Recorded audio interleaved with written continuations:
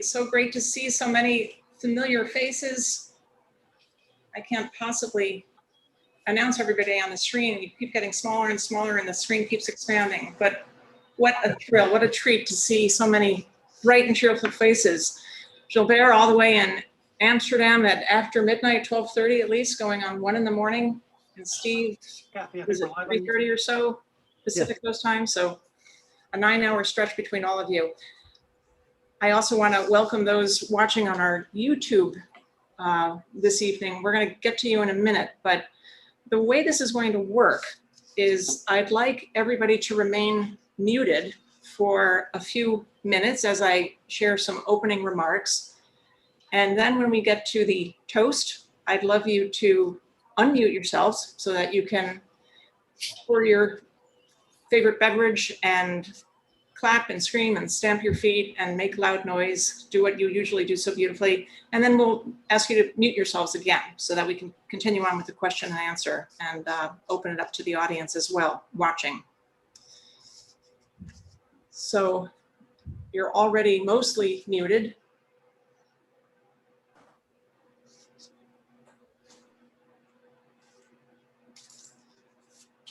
I think we'll begin in that case. Are you ready to? Great.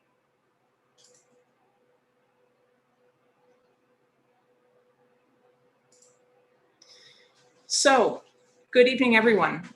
I am Kathy Fay, very proud executive director of the Boston Early Music Festival. And on behalf of the board of directors, staff, artistic directorial team, and performing artists, I'm delighted you've chosen to join us for this very special first event of our monumental and historic all virtual Boston Early Music Festival and Exhibition.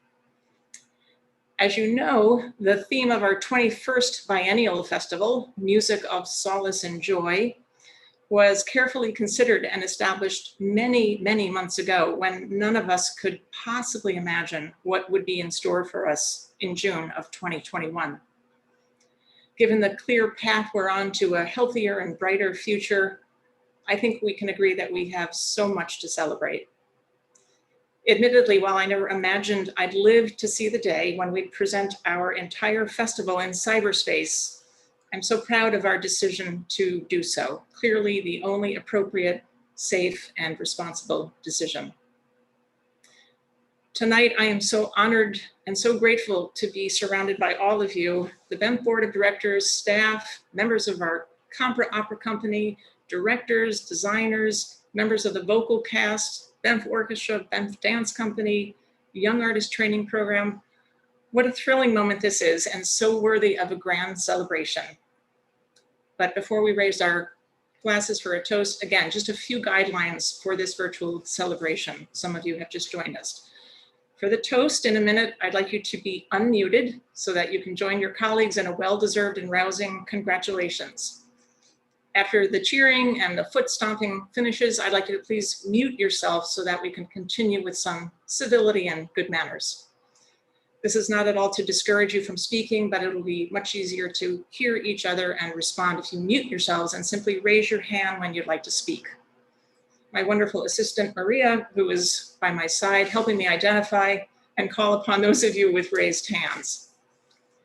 For our fans who are not in attendance, visible on this Zoom meeting internet stage, but following along on YouTube, please do not hesitate to participate by asking questions of our directors or artists. I will do my best to direct your question to the appropriate person. Your questions can be submitted to our directors and artists by using the YouTube chat feature. If you are watching on a smart TV, you can use a tablet, computer, or mobile device to find this video and follow the chat while watching on your TV. This is a completely new language. I mean, who even knows what these words mean? So again, remain unmuted for our toast, and after the toast, I will ask you to mute yourselves again. 4 years ago, in June of 2017, when we mounted our North American premiere of this Campra production, I know none of us imagined we would have a chance to see our production again, all together as members of the audience, as we just did. How fortunate we are to have made the decision to record our 2017 production. how lucky we are to have had the forethought to secure the outstanding videography services of Kathy Whitman and sound engineering services of Antonio Oliard, and how grateful we are to all of you, our gifted Campra artists, for allowing us to present this archival video to fans around the world, and for the next month till July 11th. Each and every one of you on this screen deserves applause and recognition, as do so many not able to join us tonight. Producing our biennial festivals and these opera productions takes not just a village, but an extraordinary collection of hardworking, highly motivated, and generous individuals. To that end, and first, my heartfelt thanks to our dedicated board of directors. Your commitment, unwavering leadership, and generous support is simply extraordinary. We could not do what we do without your guidance. Thanks also to my exceedingly hardworking co-workers on the BEMF staff, Carla, Maria, Brian, Elizabeth, Corey, Perry, and Shannon. Your patience and resourcefulness, dedication, and humor motivates me every day. And without your creativity and perseverance, especially during these last challenging 15 months, this virtual festival would never have been possible. Thank you to our extremely generous sponsors and underwriters whose leadership support not only enabled us to produce this beautiful festival music of solace and joy, but allows us to continue to do what we love to do and what we do so well. For the supreme artistry of our opera productions, my deepest thanks to our spectacular, world-class, Grammy Award-winning directorial team, artistic directors Paul Odette and Stephen Stubbs, opera director Gilbert Blanc, orchestra director Robert Mealy, and dance director Melinda Sullivan. Your remarkable leadership, your commitment to achieving the very highest standards in everything you do, and your meticulous attention to detail simply never ceases to amaze me. We are so lucky to have the five of you at the helm, and I'm honored to work with each one of you. Thank you to our costume designer, Anna Watkins, our choreographer, Carolyn Copeland, our lighting designer, Christopher Ostrom, our assistant stage director, Ellen Hargis, and our unflappable production manager, Mercedes Roman Manson. As I watched this afternoon's video with such pride and admiration, I was reminded of your astonishing work, each one of you contributing such beauty and intelligence and magnificence, and especially in the case of Mercedes, keeping the company safe. Thank you also to Rebecca Harris Warwick, professor of music at Cornell University, who is a constant source of inspiration. If you missed this afternoon's pre-concert talk or pre-opera talk moderated by Rebecca, you have plenty of time to view it, and I highly recommend it, free on BEMF's YouTube between now and July 11th. Thanks to our colleagues at the Center for Baroque Music in Versailles, Benoit Drakwiecki, artistic director, and Barbara Nastola, musicologist and director of research. They were critically involved in our North American premiere. And my sincere thanks to the stellar Campra Company of 19 singers, 9 talented dancers, 28 superb artists of the all-star Boston Early Music Festival Orchestra, and thanks to the 11 gifted singers and dancers who participated in our Young Artist Training Program. And special thanks to Jason McStutz, Associate Director, and Musical Director Jeffrey Grossman. And finally, my thanks to our highly skilled technical and production crew, a remarkable group of dedicated company managers, assistants, and interns, all of whose work behind the scenes has made this production possible. And now for my toast to the entire Campra Company, whether you're here with us on the screen or in spirit. I hope you have something festive and delicious poured as we lift our glasses. This is the unmuted part, right? Yes. Yay! Hooray! Yay! Blue tea. To our astonishingly gifted members of the BEMF Campra Company, on behalf of the board, staff, and countless friends and fans around the world, my heartfelt congratulations and my deepest thanks to all of you. We are enchanted by your work and accomplishments, and we are filled with such pride. We can't wait to gather again in person, but until we do, please know how much comfort and joy and happiness you provide. Cheers, let the solace and joy be. Santé, santé.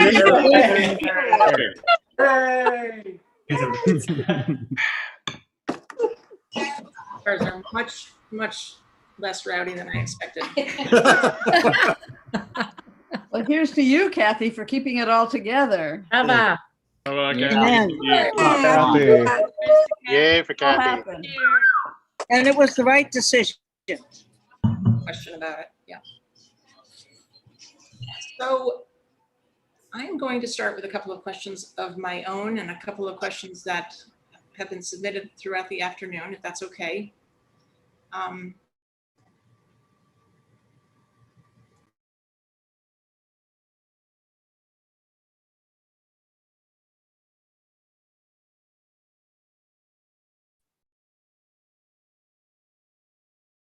Kathy, you are muted.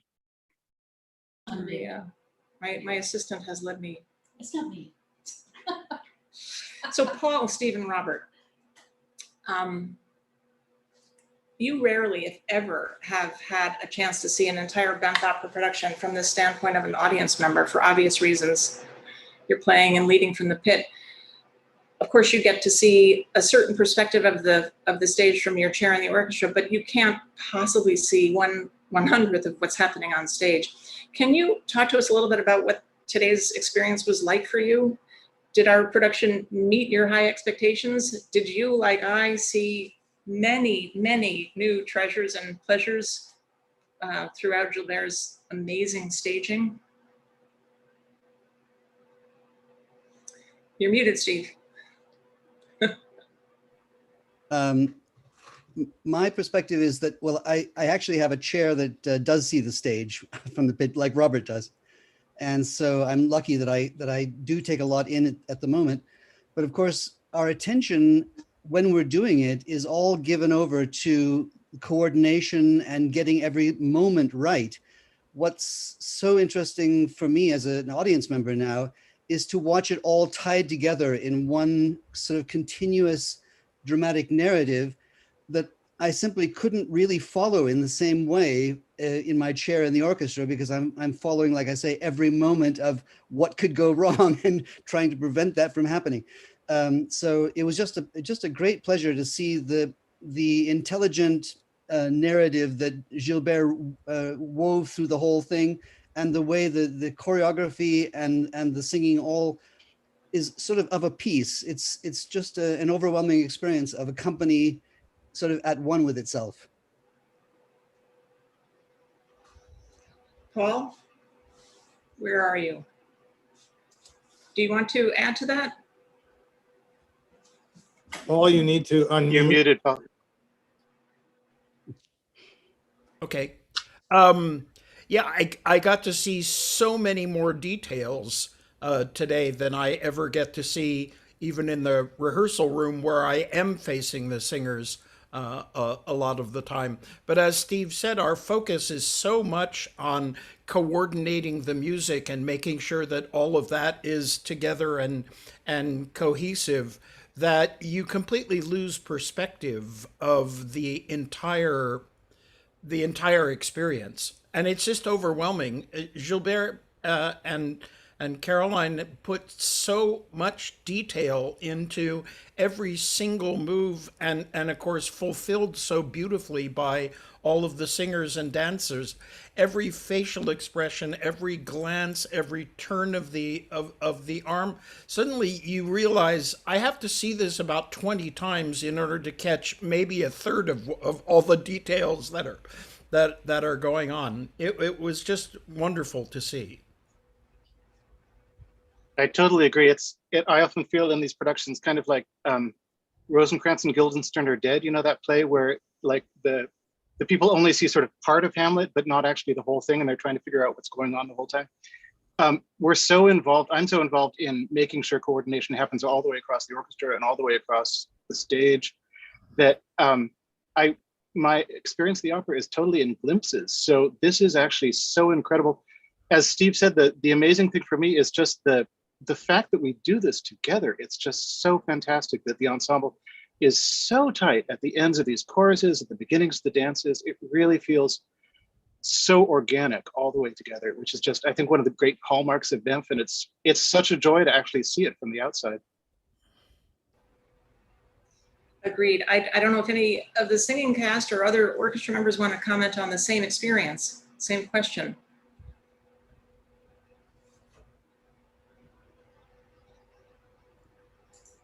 I think this is the first time Dan Ellier has actually seen the production since he was facing the wrong way the whole time. That's right. Erin, did you have a question? You're muted. I didn't have a question, sorry. No, Erin, E-R-I-N. Oh, we are. Erin. Erin, you have to unmute. Sorry, yeah. You did. Oh, there you go. You got me now? Yeah. Yeah. Okay. No, I absolutely agree with everybody. What everybody said, the totality of it was incredible. And nobody made a false move. It was just exquisite and elegant. And I don't know, I was completely overwhelmed. I had no idea it was that good. But, you know, one thing I was really worried about was how the recording and the video would be, because so many of these things, even in Europe, I hate to say, you can hear clunking around, you know what I mean? All that stuff. And there wasn't a single, it was so professional and so not amateurish, that aspect of it. It was amazing that it flowed and it was just brought out the best of everything. So that's all I have to say. Oh, that's beautifully said. Nice comment. Gilbert, I'm gonna go back to my other screen and find you. I had to laugh out loud this afternoon when during the wonderful pre-talk with Rebecca, she said something about, I understand that these rehearsal periods are fairly long.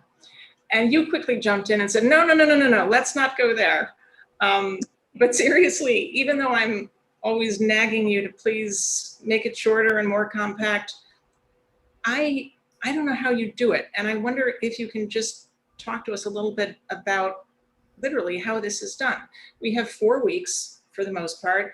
We start with some continuo players and some leading singers, and we add to that each day with a few more. But how do you actually construct a complicated rehearsal schedule when you don't know things like, you know, singers might be sick or tired, need to take an unexpected day off, plane flights might be missed, family emergencies might emerge. Some folks might take longer to learn something or shorter to learn something than you imagined. How do you put this monster together so that opening day arrives and the curtain goes up and you're satisfied? Well, I don't know if when the curtains goes up, I'm satisfied, but I think at least I feel we are ready to share something with the audience. I won't reveal all the secret of my trade because I still would like to keep my job, so I won't say everything. But I would say that first, it's a big preparation work. Simply that for months on, after we decide with the board and everybody in the artistic team which title we want to present, it starts immediately and we get deeper and deeper in the material, which is our responsibility to bring to life. The work with the designer, the musical directors, the choreographer, etc. That's really a big part of the preparation. So when we arrive in Boston to rehearse, and then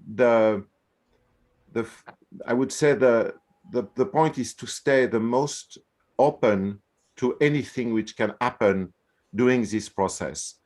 the good, obviously, to stay very critical about every ideas which comes on board, but also to give everybody involved, I mean, really everybody, all the artists, obviously, the singers, the dancers, the instrumentalists, but also the technician team, the support team, our staff, the possibility to intervene and express themselves vis-à-vis the material we have to present and share with our audience.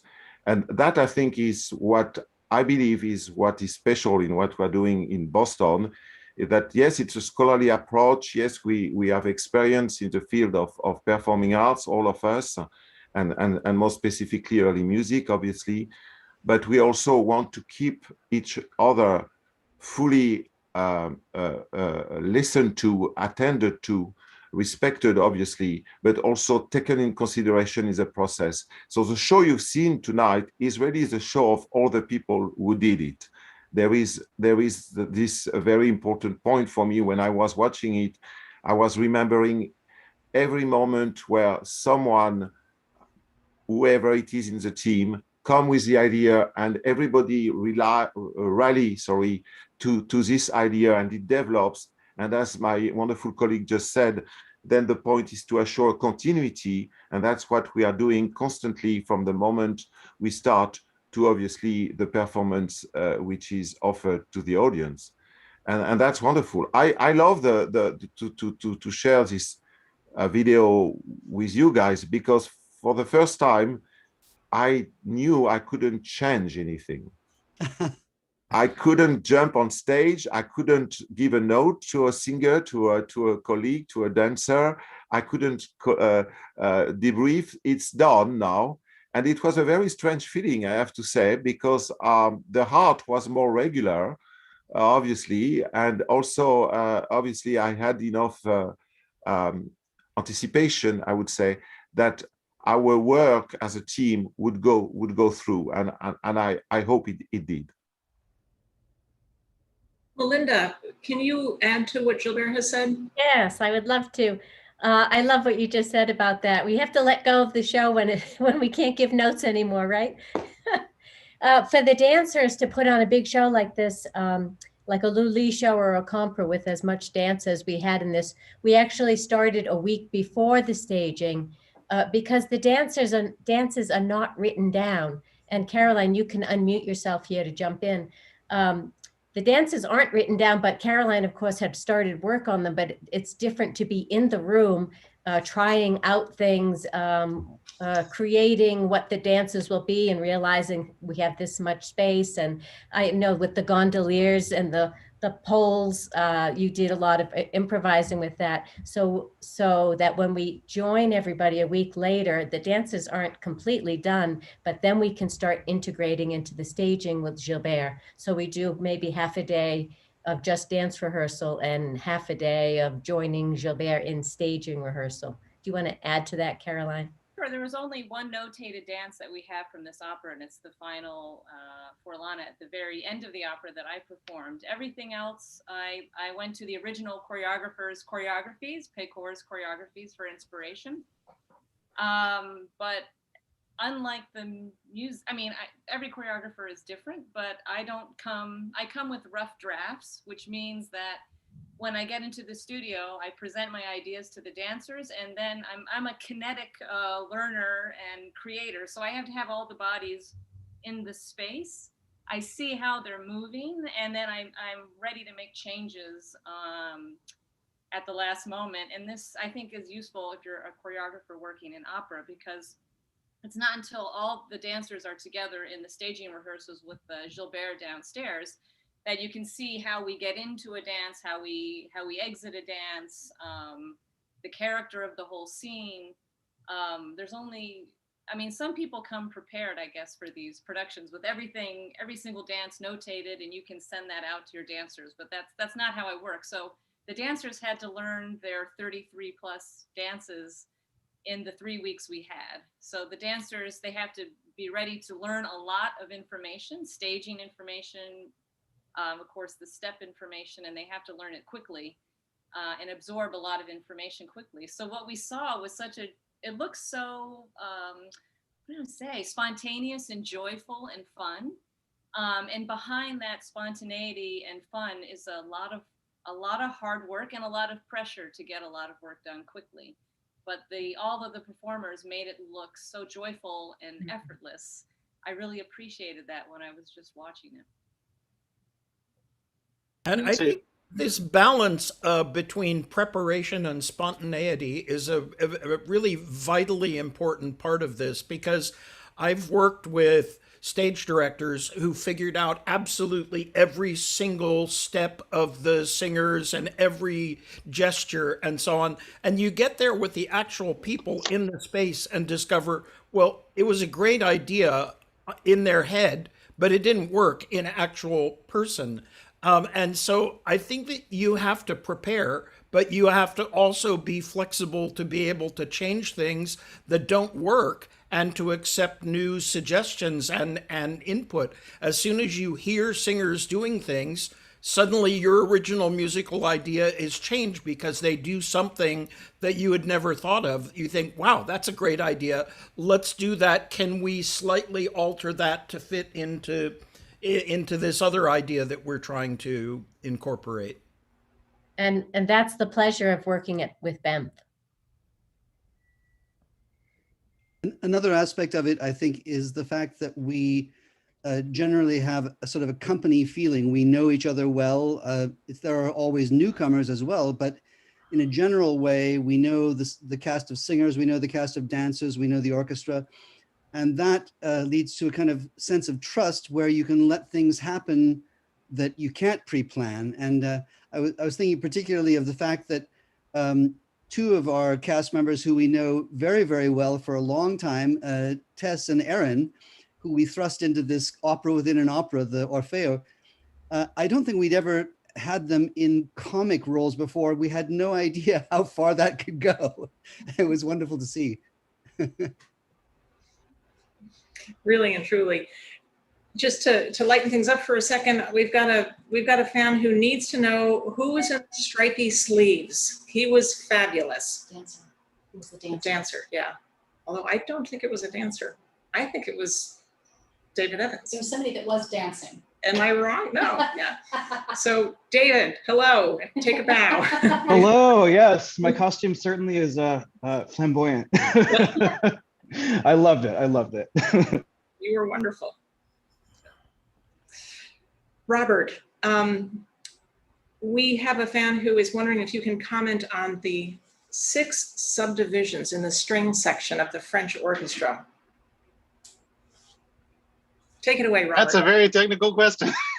No, one of the great things about the French sound is that instead of the modern 4 parts, we actually have this incredible 5-part section, which means that it's really plush and it's really sumptuous. You hear that especially in the big arias, that's the big airs that start each act, that you really get the sumptuous French sound. But then when we actually go to the opera, it suddenly goes into this very treble-oriented 4-part texture, and it really sounds different. I think you can really hear that this brilliant Italian sound versus the French sort of sumptuous richness. I think for us, one of the big challenges of this piece was what Caroline mentioned, that there are 33 plus dances, and everyone in the orchestra, all these people at that dinner party table you saw, everyone has to know exactly what the groove is going to be. Like exactly. There's no time to give preparation beats in a lot of them. You just all have to go together. And that was I'm so impressed and I'm so delighted that everyone rose to this occasion, that we all really danced together in this. I was struck by how often in the string writing, the color of the violas made me think I was hearing a horn in the middle of the texture. There was something, I couldn't really identify which viola part it was, but it sounded like strings with 2 horns in some of the laments. It was an amazing effect. I don't know if anybody else heard that, but I definitely had a strong impression of winds playing when there were no winds playing. It's because Dan tends to sing along when he plays.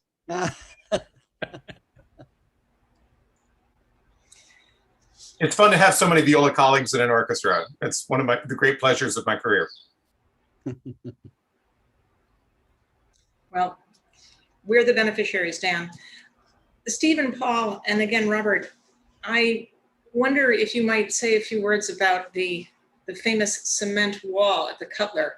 We're all quite accustomed to what that is and what that means and how that came about, but just for those watching on YouTube, not on our screen, we all remember in 2002, I believe, when the Cutler Majestic went dark for a year and reopened shortly before our June 2003 festival.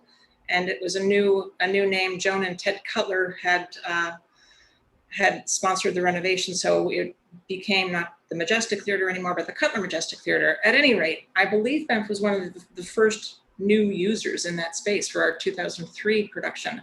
And of course, one of our greatest shocks and surprises was this cement wall that had been constructed halfway between the front row of seats and the lip of the stage. Tell us how you made lemonade out of that. Well, when you look at the situation with that wall, and imagine how many players you could comfortably get inside of that wall, I think the original situation would have been some sort of band with an upright piano and a banjo and a couple of fiddles and a trumpet. That could fit in there. Maybe you could get 10 people in there, but we were coming with an orchestra of, I think, 35, and we thought, there's just no way. And then it occurred to us, this pit we had seen, at least I had seen in real life. I don't know if the others had seen it at Český Krumlov. It still exists. The single long pit stand all the way down the pit, with half of the orchestra facing the stage and half of them facing the audience, and that allows for many, many more people. So we could put that construction on top of the wall and seat half of the orchestra inside and half outside, and suddenly it could all make sense. And not only did it make sense, but it was, I think, an experience for all of us of a sort of kinetic energy that flows along those desks. It's something when Robert picks up his bow, it's something you can feel and see all the way up and down the way there, and it just made sense of everything. Yeah, I think before that, when we had performed there in 95, 97, and 99, there was a brass railing that was screwed into the floor in front of the beginning of the pit. And we had always unscrewed those brass railings and put them aside, and then we could fit the orchestra between the first row of seats and the stage. But since they put a concrete wall where the brass railing was, and it's obviously immovable, and there was about 5 feet of space between the concrete wall and the lip of the stage, we couldn't even have done one on a part, I think, in 2003. So the historical solution was actually the only solution that enabled us to do the show in 2003. And it is such a benefit to everything we're trying to do, because so many of our projects are without someone standing up conducting all the way through, and having this kind of kinetic energy, as Steve said, emanating from one end of the stand to the other, really helps to hold everything together. Indeed.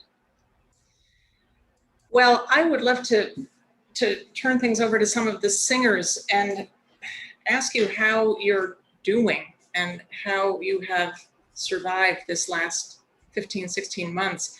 I see such a wonderful, beautiful array of singers. Thank you all for joining us. Who'd like to start? Jesse, Aaron, Amanda, Karina, tell us what you're up to.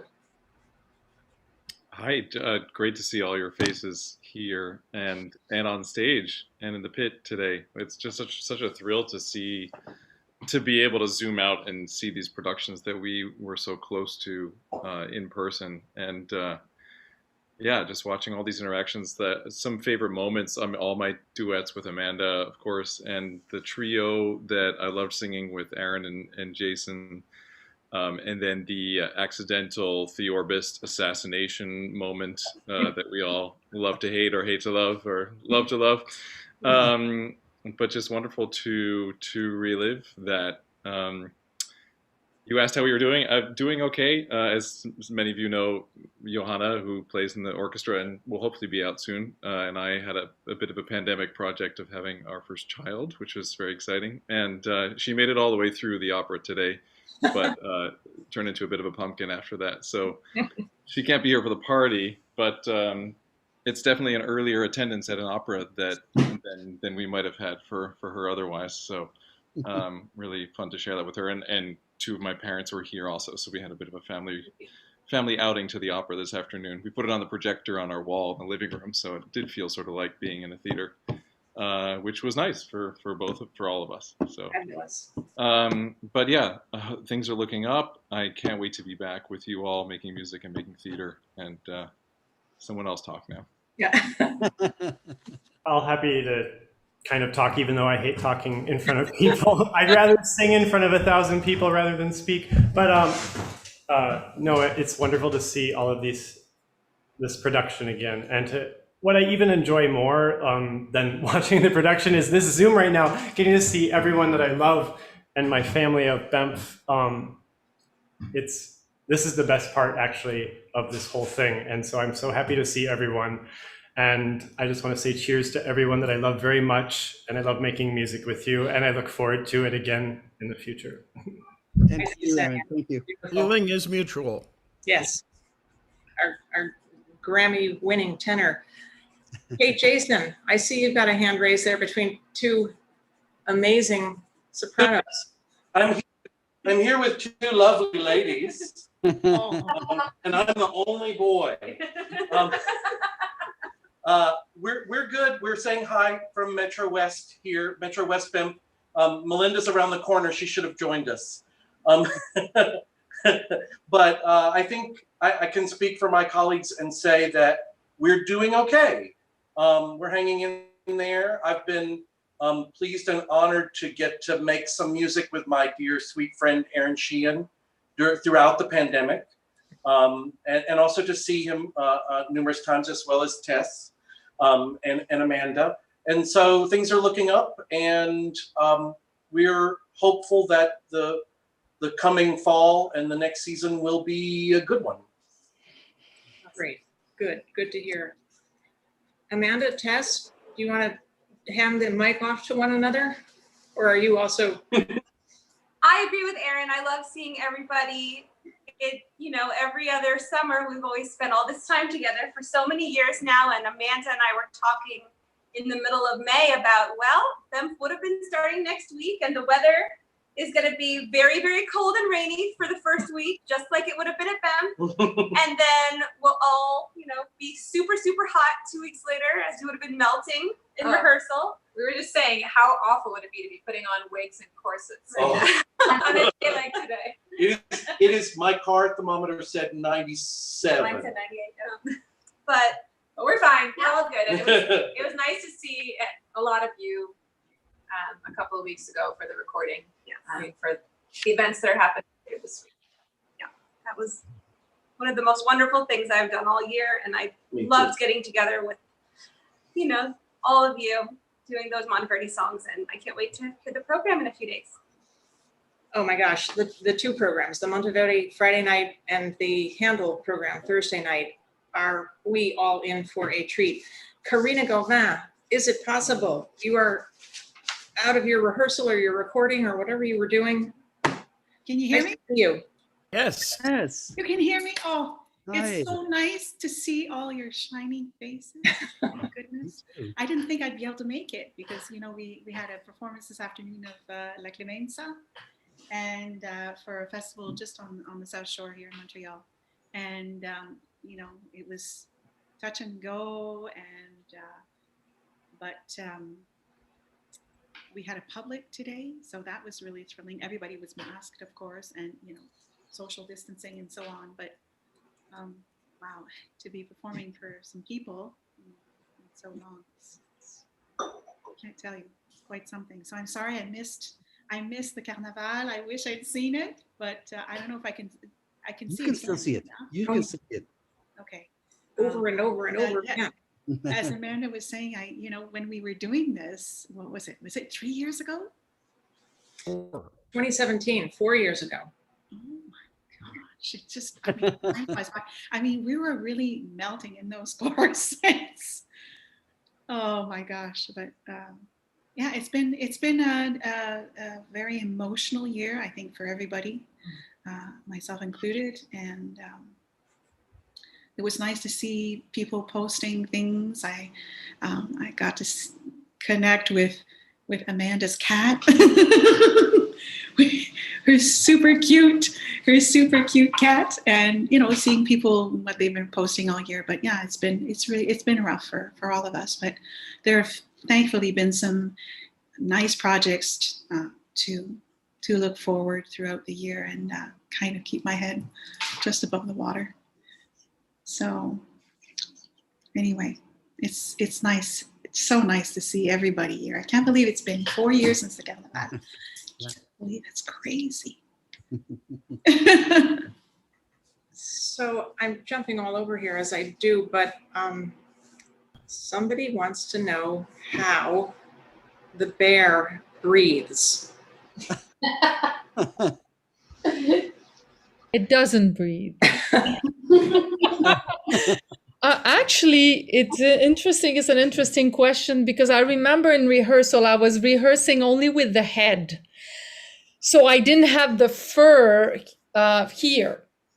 So when I then did the run with the whole costume, I noticed that there was less air coming because I didn't have the fur. There was a little air coming. So it was a little challenge here.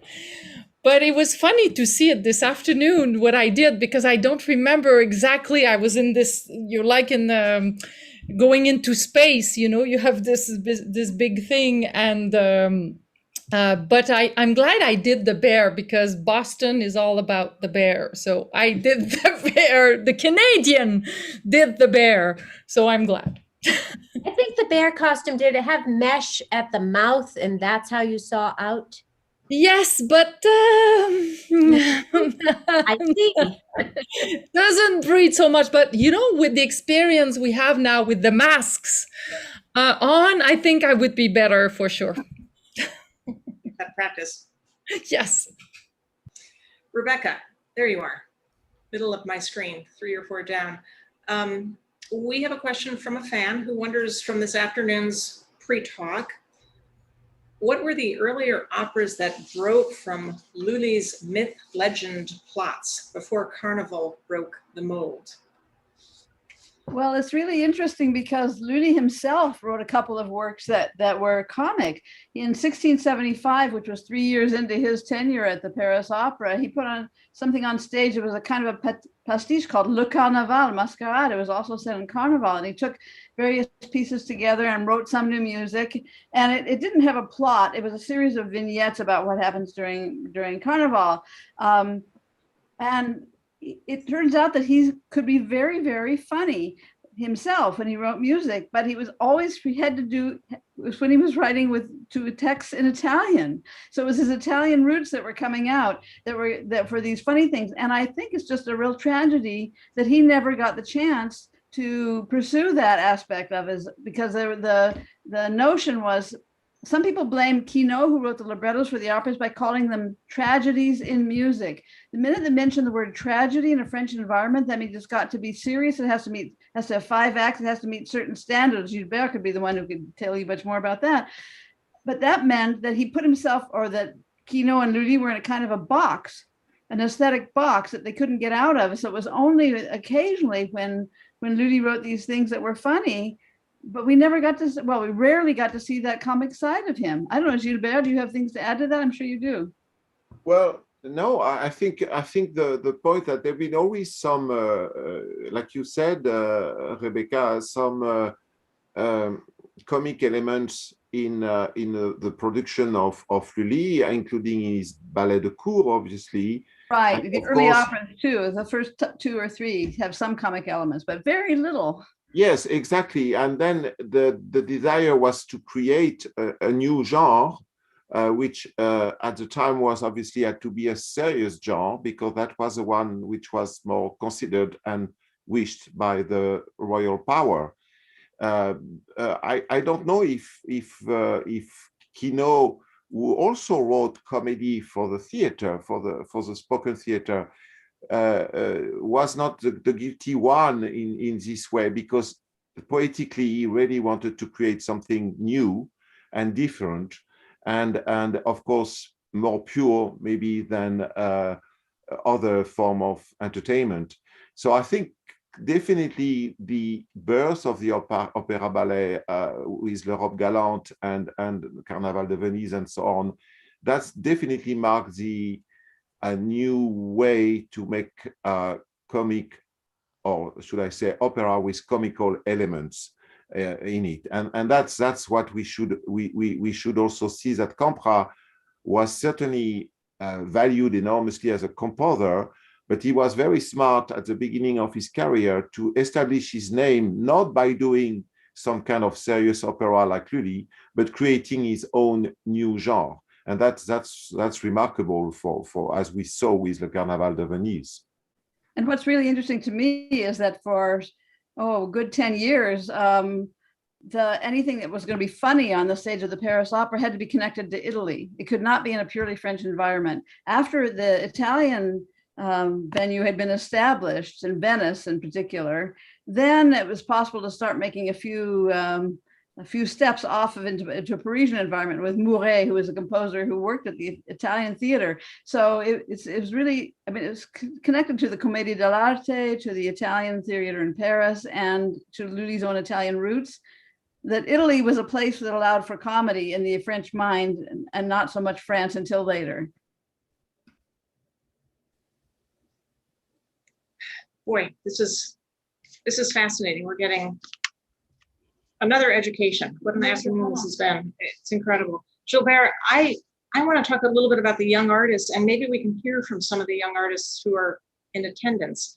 A fan had commented earlier this afternoon about how incredibly integrated the entire company looks on stage, but had a question in particular about young artists and their expertise in the area of Baroque movement and gesture. Melinda, maybe you can comment as well.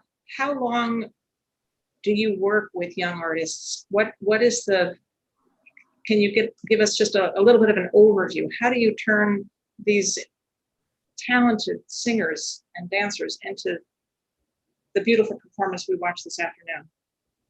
Well, they are part of the company, so they are working with the directorial team and the soloist at the same time.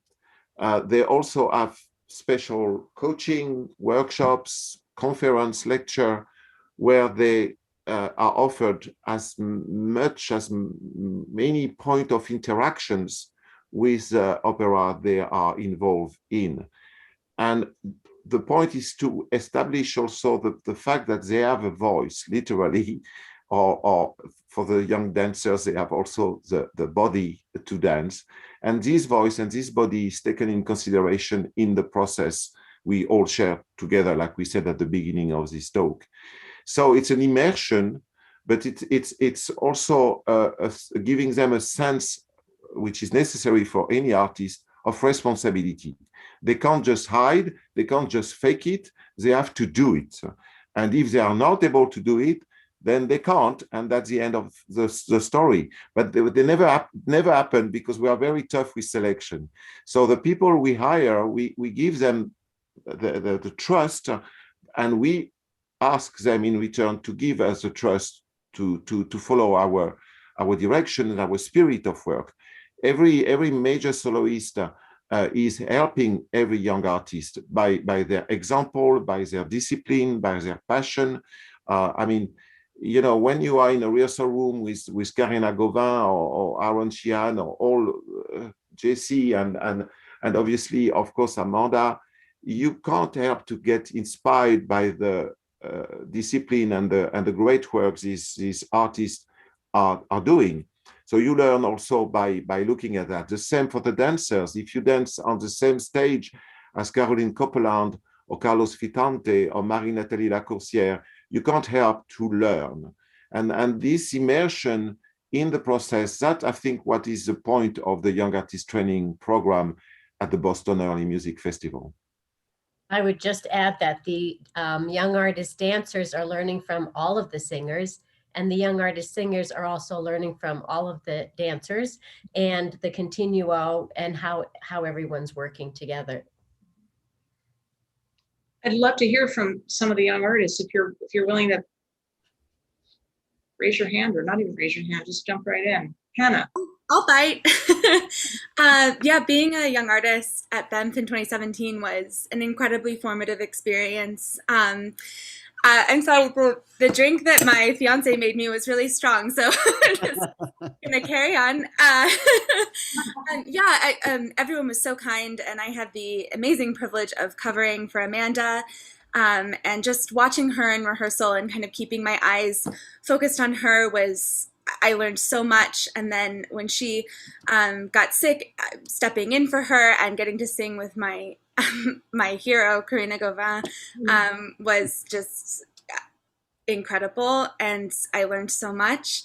And yeah, I especially loved doing the dancing. And like Melinda and Gilbert mentioned, we were in the chorus, but we also were in the dances. And it really did feel like such an incredible group effort that was just totally special. And I couldn't recommend it more highly. Nice, really nice.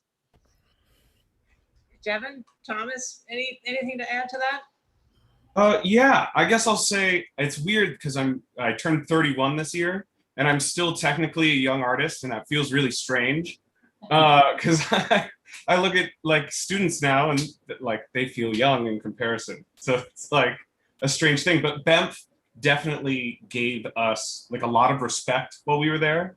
I've done a few young artist things now, and BEMF was the one that really sort of just treated us like we were there to work, not that we were this separate entity or anything. So, and I've always really appreciated that. Nice. Definitely. And to go back to the kind of just the look on stage with the gesture and everything, to Gilbert's point a little bit more too, he always creates this very thorough presentation for us, well, for everyone performing, going over the history of the show, and that includes lots of paintings and dioramas and all these things. And you really get a sense from looking at that just what the look actually is. And then from that point, it's just a matter of like taking that and making it an organic thing and making it a part of your own body language on stage. So that was hugely helpful for me as well. Beautiful. Great. Wow. Would any board members like to say a few words? We've got Bernice, our chair, and David Halsett, our president, and Sue, one of our vice presidents. Goodness, from Florida. Thank you for joining us, Sue. Michael Ellman, one of our newest board members. Jump in.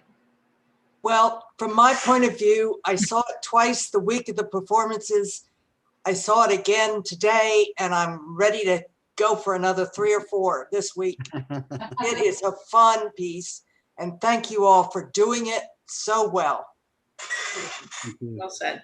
Well, I'll just say that I never thought I'd have the chance to see this again, and I was heartbroken after the last of my many performances. I thought, well, that's in cyberspace now. I'll never see it again. So it took a worldwide pandemic and a lot of trouble for everyone around the world. But I have to say, I'm thrilled to see this wonderful production. And the one thing that the video showed was all the close-ups of the costumes and of the people's emotions on the singers' faces and the dancers. I don't know how dancers learn so many steps and remember them. I don't know how singers learn so many words and remember them, but I'm really awestruck. Thank you, everyone. Thank you. Yeah, I agree. As much as Kathy tries to downplay this as an archival recording, I feel like it plays very well. You know, having watched the original opera twice, mostly just to catch all of the funny stuff going on during the Orfeo. I just wish that there were 3 panels of side by side so that you could see all of the antics. Tony. Well, I found it very revealing because, of course, I loved it when we saw it. But the thing about seeing it up close and again is you can see the tiny details. I mean, the gestures and the facial expressions, and you realize how absolutely perfect everybody was. So somebody commented early on, I think it was Stephen, about the fact that everybody was in character and it was beautifully choreographed, beautifully done. And the second thing was how outlandishly and absolutely successful those costumes were. I mean, those metal beads on Minerva's girdle, for instance, and those panels on the front of some of they were so wonderfully inventive and yet perfect for the costume. So the whole thing together worked so well, and it was fun to see the individual parts leading up to it. Does that make sense? Perfect sense, beautiful sense. Oh, I regret.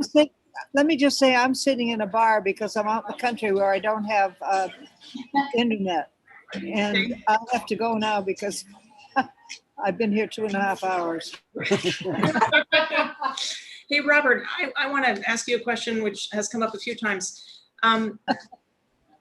Again, we talk about no conductor, but seeing the performance again tonight, I was reminded of how dark it is in the pit. And, you know, you've got half of you, as we said, are your backs are to the stage, but you're also far away from one end to the other. How do you possibly keep this group together? It's it takes practice for sure. There's a long way between Paul and Steve and Michael and Aaron at one end and Phoebe and Doug Bailey on bass at the far end. And I'm kind of the intermediary between everyone.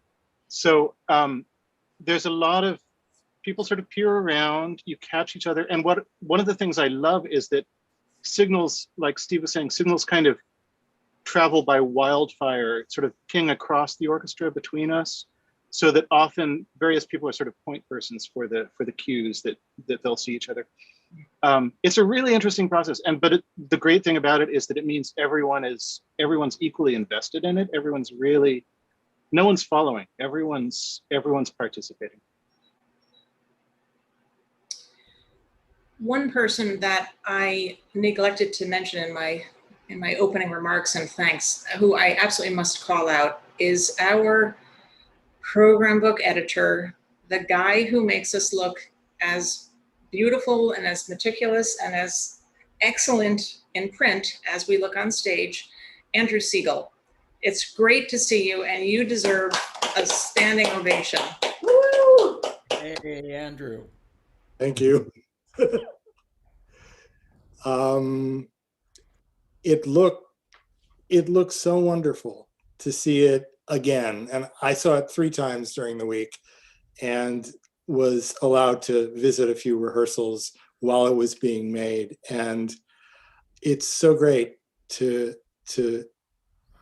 experience it again, to have been part of putting together the program book with it for a second time, and I just love this. So it's really no effort. It's just pleasure. So thank you. It's nice to hear. It's command performance. I don't know if you have questions you'd like to ask each other, if you want to turn this into more of a gossip session. Jesse and Johanna, I was hoping you're going to be able to at least hold up little Eve. I mean, do we get to see her, or is she sound asleep? I'm afraid she just finally went to sleep. All right. All right. He attended a full opera today. did. What do you expect? It was done. Yeah.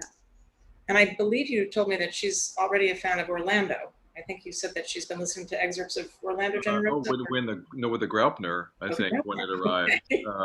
She was still fairly young, well, younger then, and she was all ears. Yeah. Great. Looking forward to meeting her. She loves watching Johanna play violin, so we're very lucky. She's going to be a music fan. Well, she already is a music fan. No choice. Absolutely no choice. Good wishes. So Adrian, another new addition to the board, our treasurer. How did it look to you, Adrian? You're muted.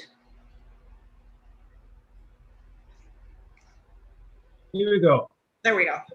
There I am. Yes, I am an incredible fan of the BEMF operas. It was fantastic. I would really like to thank the artists, in particular, of course, the people that made it possible, Gilbert Blin, Stephen Stubbs, and Paul Odette. Since 1983, which was the first festival I attended, I have been a great admiration of the last two, and Gilbert Blin came later as well. You are my heroes. Looking forward to see the live concerts again, and everybody that has put so much work into it, especially I would say Kathleen Fay. I've been on the board now for 2 years, and I have never seen anyone work harder and be so incredibly active, constantly, worrying about everything, and getting everything done. And I never knew that there was so much involved to create this beauty. And that's what I would want to say in this case. Thank you. Thank you so much, Kathy. Oh, my. Cheers. Paul. Thank you, Kathy. My great To pleasure. Kathy. My great Yes, pleasure. everybody. I've often said I'm the luckiest gal in the world. I have the best job. I've often said it. There have been times when I've said quite the opposite too. Anyway, you know, so many people are asking us if we're going to make a DVD of this Campra, and I think we really need to think about it. I think we need to put this on. Yes, you do need to think about it. I collect those. I would love to have this in my library. Yeah, we just need to do that. So I'm stating it officially. We're going to do this. This is going to be part of the next 3 or 5 year plan. And so all of you sit tight. Who have we not heard from? I didn't want this to feel like a meeting, but I definitely want all of you to feel as though you've been called upon, participating. Caitlin, I don't want to pick on you, but another unsung hero. You're just amazing. You've been, how many years have you been with the dance company? Fall of 2010 was the first show that I did, and one of the very first professional shows post undergrad. So thank you for that. It's kind of amazing that it's been that long, but here we are. I'm going to be totally transparent and say that I haven't gotten a chance to watch this yet.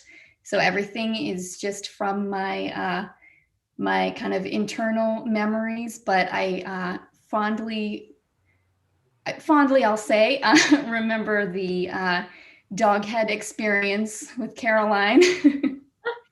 So we had the stag and the dog heads crossing over the bridge.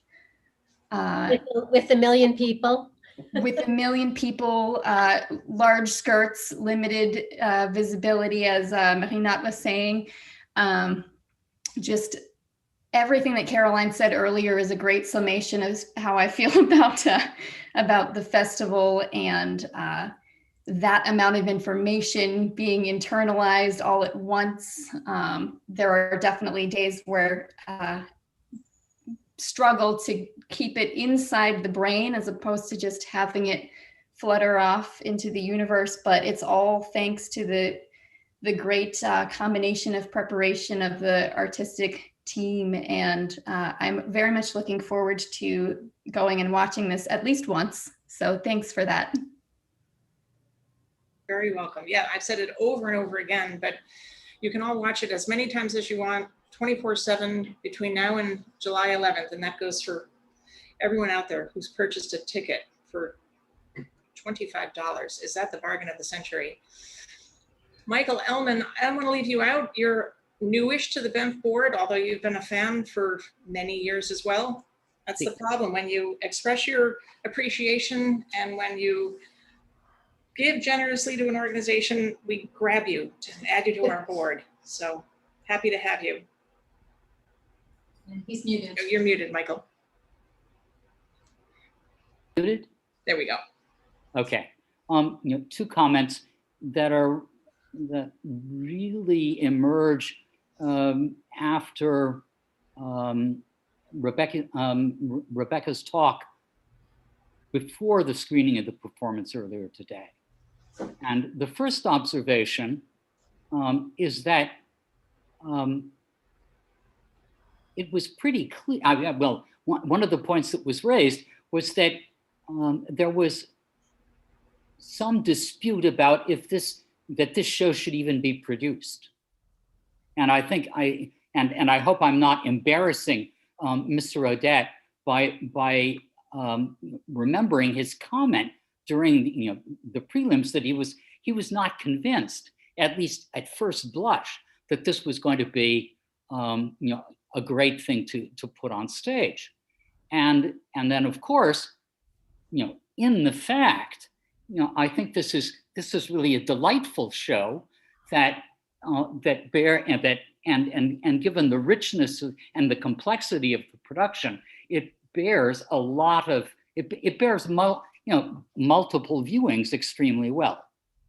All right, and first that the organization had kind of the courage and to proceed with the project, even though there was some reservation or hesitation about it. And then of course, after the fact, after the production really came to pass, some of the, I would say fairly high-powered skeptics, like Mr. Drat, the gentleman at the, who's connected with Versailles. Dratvicky.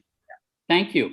I think he conceded that he didn't think this was, his first impression was that this was not so exciting, but ultimately, I would say he came around, right? All right. Yeah. So in any event, I think that's striking. The second observation is that in the talk this morning, and again, it was sort of the theme was really touched upon, in some of the remarks earlier today, about that there really is a family feeling to BEMF and to this company. And that obviously pays, well, I think enormous dividends in terms of the commitment of everybody involved to put on a terrific show. And the contrast between, I would say the universality of everybody saying, it's a family. We really like to work together. We really listen to one another. I mean, the contrast, if I may say, between that and the ongoing struggles of the Metropolitan Opera, okay, to get back into operation, where clearly the management of the company has completely alienated the orchestra, right? And so that there's, that the management of the company was unable or unwilling to try to offer the orchestra, some measure of economic support during the worst of the pandemic. And the contrast between that and what goes on with this organization is very striking and admirable. And if I may say so, a credit to the executive director. Oh, come on, you guys, my head is going to be big. And it's okay. It already is. And I need to get through 6 more days. Okay. I'm incredibly touched by all that's been said. I'm incredibly motivated. I miss you guys, each and every one of you. We're tired of saying it, but we can't wait to be together again, but we will, and soon. I hope you all tune in throughout the week. There are many beautiful things happening this week, and we'll have a chance to see many of you over and over again. But seriously, thank you from my heart. This was just an astonishing afternoon. I don't think I've had goosebumps and had so many tears for a long time. So thanks to all of you. This concludes the toast portion of the evening. And if you've got anything left, I'm just about out. I hope to see you over and over throughout the week. Cheers. We'll sign off. Thank you, everybody. Thank you so you. much. Bravo, everyone. It's great to see everyone. Thank you. Bye, everyone. Bye.